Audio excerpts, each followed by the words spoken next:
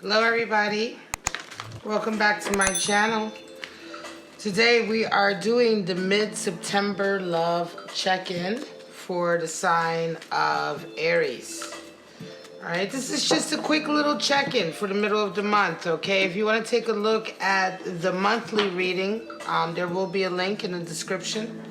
So let's get right into it. We have separation. I'm going to pull two cards now for this mid-month check-in, and honeymoon. Wow, interesting. We're going to pull two romance angel messages, and we're going to pull two animal spirits as well. All right, so let's just see what that's all about. See what kind of animal spirits you and your love person, your lover, your soulmate, your person, whoever it is that's part of this connection with you. The monthly love check-in is for those of you who are in a relationship, whether it's a soulmate relationship or not, you're in a relationship, right? Or you're thinking about someone. There's a significant other in your life, whether you're together with them or not. So let's see, Aries, what kind of animal spirit you may or may not be walking with this week, or this mid-month period, right? So this is over the next couple weeks. Fox, earth energy,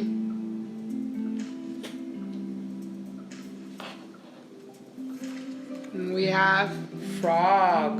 Wow. Okay, water energy. All right, Aries. So we have fox and water. So before we get into the spread for the week, let's just take a look at these two. The fox is very, very interesting. The fox is a very grounding animal. The fox is one of these kind of animals that can be really kind of a perfect mate when you need someone to be strong, smart, a supportive person. The fox specifically represents a supportive mate. So this is a really beautiful card to get for a love reading, because this animal spirit is specifically resonates with a personality that's in a relationship, right? But it resonates with that person in the dynamic that is going to be grounded. The fox is an enchanting creature with a lot of mystique associated around it. It's extremely intelligent, very quick to learn and adapt. This is what it makes it such a wonderful, stable partner in a relationship, because certainly when one person in the relationship may be going through a lot of ups and downs, the fox is very nimble and quick and able to adjust to all of that. Because they're so smart and they're committed to their relationships, they're very loyal as well. They're the perfect kind of strong, kind of supportive partner. Not only are they emotionally strong, but they also have the intellect with it to actually come up with real suggestions. They're not just the person who kind of like rubs your shoulder, makes you feel better. They're actually involved and engaged in your well-being as a partner. It's a very beautiful energy. And then we have frog energy, which of course is water. Now the frog is a great purifier. He brings the rains, he brings the healing rain. And rain in general, water in general, is associated with purification in a way, especially when we're talking about water that runs, that pours down, that cleanses, right? We're not just talking about the water of our emotions. We're talking about the type of water that you get from a rainstorm, right? Or a monsoon. That kind of water comes and clears obstacles, purifies the land, purifies who we are, right? And so in this way, the frog energy is really, really beautiful for that. And so this could be somebody that you're dealing with who is also very spiritually supportive. The only danger with the frog, though, is that they can get very tired out from this work, right? From this kind of rejuvenation, this cleansing, this forgiveness, this releasing of trauma, or releasing of negativity, which comes with the cleansing. This can be very tiring for the frog. And so somebody who's walking with this kind of energy sometimes needs to take a step back from all of the kind of psychic work perhaps that they're doing, and just take some time to rejuvenate themselves. And this could be why separation is on the spread. All right, guys? So let's get right into, we're going to get right into your spread for this mid-month period. Pull out 6 cards. And see what kind of dynamic you're having in the middle of the month. Now, the mid-month love check-in is really just that. It's just to see where the dynamics are in the middle of the month. If you want to look at the overall forecast, again, the monthly reading is a little bit more in-depth in that way to talk about whatever the forecast for the whole month is in terms of what you're going to be dealing with in your relationship. This mid-month check-in is just to kind of see where the vibes are, the emotions are right now. And you can always see how that applies to you.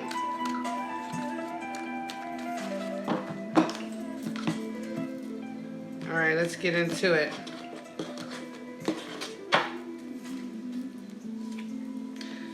All right, your person is identifying, let's move this all up a little bit. Your person is identifying with 9 of Pentacles, and you're identifying with the Lovers. They see you as a Page of Swords. You see them as a 10 of Swords. Interesting. And they see the relationship that right now they're looking at it as moon energy. And you see the relationship as bringing in the Tower. Wow. At the bottom of the deck, we have 8 of Pentacles. So that is discipline, right? Restrictions, knuckling down to the task at hand. Certainly wanting to master your craft right now. All right, so, all right, let's get right into it, Aries.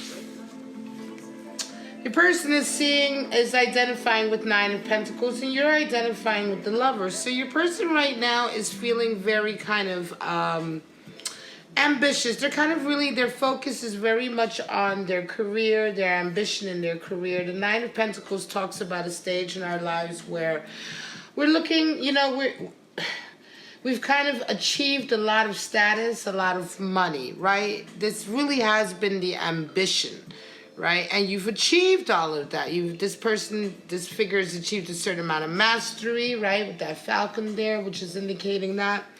And they're in this garden, but they're in the garden alone. And I think they're starting to realize perhaps that they need to pay more attention to their relationships. It's at the 9 of Pentacles that we start to realize, for those of us who have been living a life that is mostly focused on money and material possessions and attaining wealth, it's at the 9 of Pentacles that we realize that the joy of all of this is not really fully experienced unless you have somebody to share that with. Remember, 9 is the number of the Hermit, and so we start to see in all the 9 cards, we start to see an understanding of being alone, being alienated. Here with 9 of Pentacles, you understand that perhaps the pursuit of wealth has alienated you to a deeper relationship. And there's a level of realization of that happens with a lot of people when they get to a 9 of Pentacles. So this is to say that this is what your person, Aries, is probably experiencing this week. Now you're identifying with the Lovers, and so you're very much wanting to kind of make this relationship a commitment. You want to lock it down. You're very kind of focused on the actual relationship, and it's almost as if your person is just now beginning to focus on the relationship and come out of a period where they've really been chasing their ambition. Now, how do they see you and how do you see them? Well, they see you as a Page of Swords, and you see them as a 10 of Swords. So that's quite interesting, because here we go again. I think this is kind of the same in terms of how they're identifying. They see you as the Page of Swords in a sense that you are bringing a new kind of way of thinking into their lives, Aries. I think that they see you as bringing some kind of a new kind of sense of inspiration to them. Right? To see you as the Page of Cups, it's almost as if you're renewing their youth in a way. And this is interesting, because if they're realizing that perhaps they've been focusing on abundance for too long, they're starting to wake up to that and realize that when they see you as Page of Swords, it's as if they're beginning to understand and open up to your way of life, right? And your way of life is very different, and they're starting to appreciate what you bring to the table in the relationship, which is very much a new way of thinking about how to live, what you desire. It's a whole different mentality, because swords is mental. Swords is a different type of mentality that you bring in.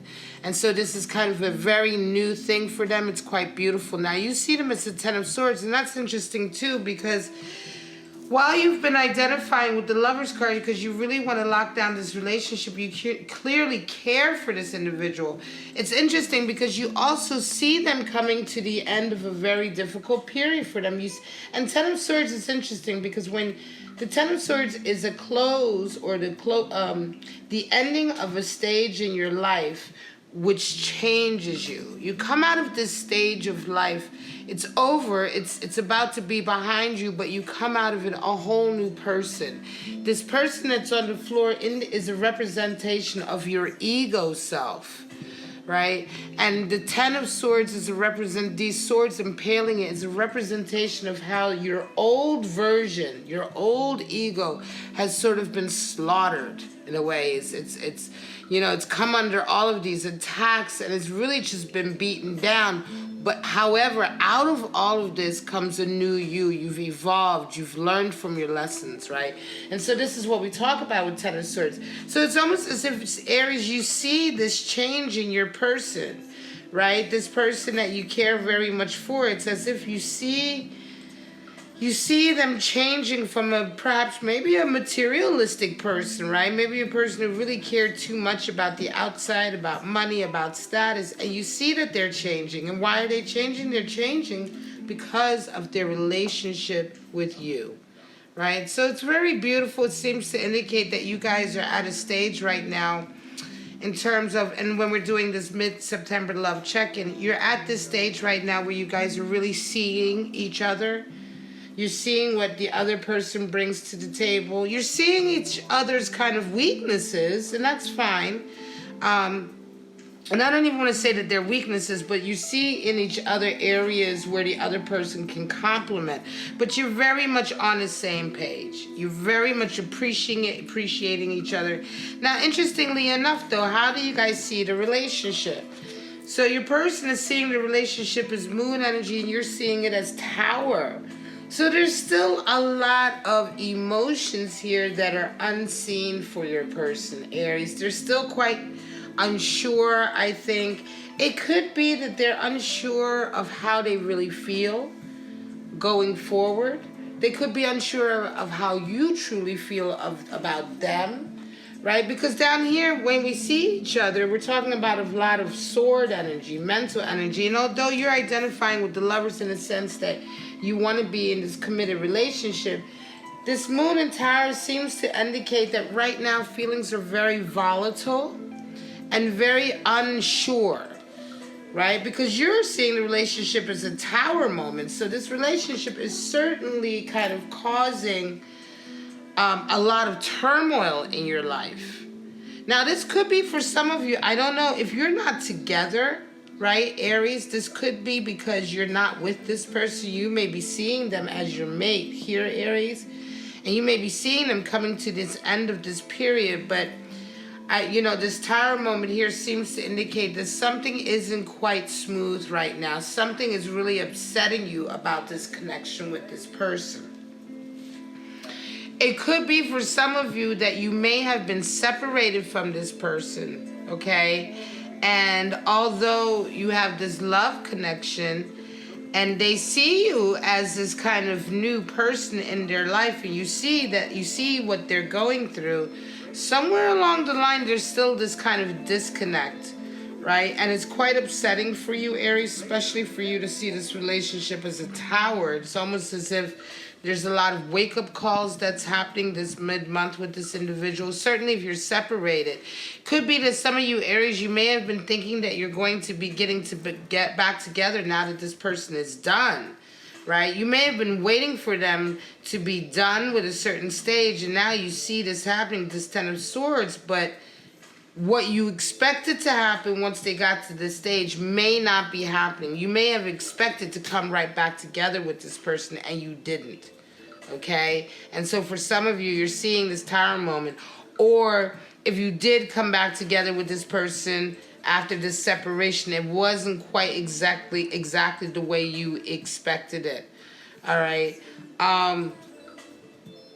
I think for some of you as well, Aries, it's very much a case of your person really not knowing where you're coming from. Because with them seeing the relationship and feeling moon energy, they may not be coming towards you, Aries, because they may be unsure of how you feel about them. Okay? They may be unsure. You may not have demonstrated to them enough of how you feel about them. And this is for you, Aries, who are separated from someone you want to be with, right? And so here is where there's, even though I say here you guys are very much on the same page, you're seeing each other very complementary. The relationship itself, the communication in the relationship itself seems to be off somewhere, okay?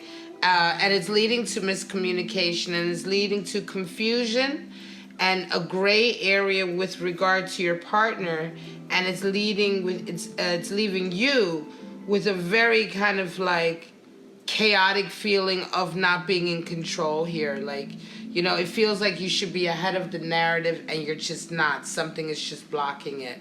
Now, again, this is the mid-September love check-in. So for some of you, again, I'm going to say, you know, communication, certainly, right? With Fox, you have earth and water. And so that's very, very complementary, especially with water that kind of cleanses. And the moon certainly is water. We're talking Cancerian energy here with the moon, even Piscean energy. So, you know, the only way I think that this could kind of be overcome, where you guys can kind of come to a more concise or a clearer communication with each other, for you guys to be on the same page, right?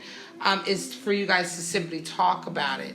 It's almost as if one or the other of you is still kind of throwing yourselves into your work, right? And you're not kind of lifting your head up long enough to really talk about the deeper issues. All right, my lovely Aries, I'm going to leave it here. This is your mid-September check-in, okay? This is for those of you who are with a partner or not with a partner. And so this is a very specific message. Understand, of course, this is not going to resonate with everyone. This is simply a check-in to see where some of the vibes may be at, some of the energy may be at this middle month. And so please just take what resonates with you and, of course, enjoy throwing the rest away. If this did resonate with you, please like, subscribe, and share. Comment below, all of that good stuff. But for right now, Aries, have a wonderful rest of September. And I'll see you next month for the October love reading. Bye-bye, guys.